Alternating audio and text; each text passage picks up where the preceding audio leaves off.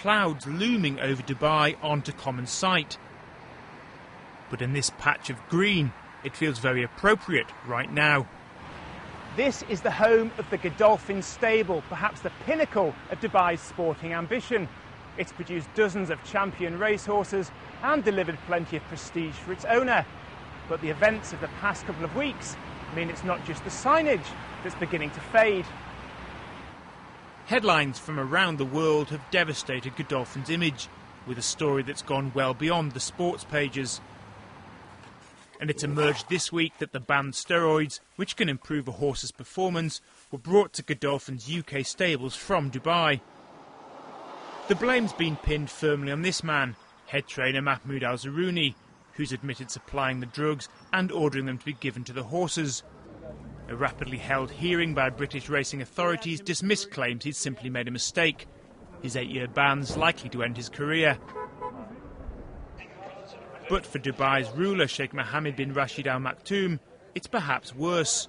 While nobody suggests he knew about the doping, he's the face and the money behind Godolphin, bankrolling British racing and using it to put himself and Dubai at the centre of attention.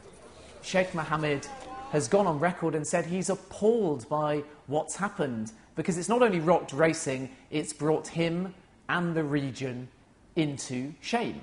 And you can't deny that. Now, he says he's got nothing to do with it and he didn't know about it, and I believe him. He's an honourable man and he wouldn't want to win through any form of cheating. But nonetheless, when you have the best racing facility around and you've pumped millions into it and you've got world-class horses and jockeys, and then suddenly you're hit by a doping scandal, a bit like Lance Armstrong in cycling, you do simply go from heroes to zeros.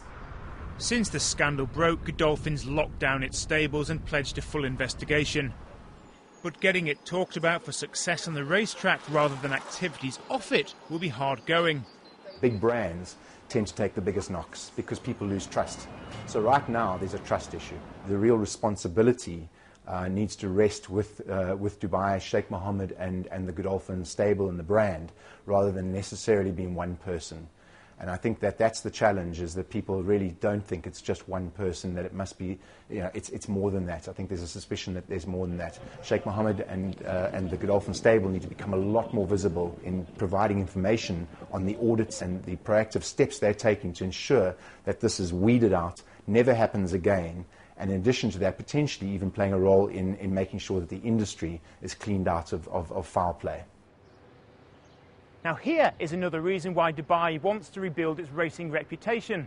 The Meydan racetrack costs more than $1 billion to build and can hold up to 120,000 people. Mind you, they only get close to that once a year for the Dubai World Cup held every March, the world's richest race, and one that's been won by Godolphin-trained horses 5 times. Racing is superb in terms of exposure. It will generate interest. It will also provide tourism. But it does come at a very hefty price. But it's a price that Sheikh Mohammed, as the ruler of Dubai, thinks is well worth paying, to allow the Godolphin stable and Dubai to be on the map and talked about, both in and outside of racing. Racing can't and won't forget about this scandal quickly. Many in the industry have told me they fear this is just the tip of the iceberg and the more allegations will emerge. And if they include revelations about Godolphin, then the stable, Dubai and racing are in for an even rougher ride.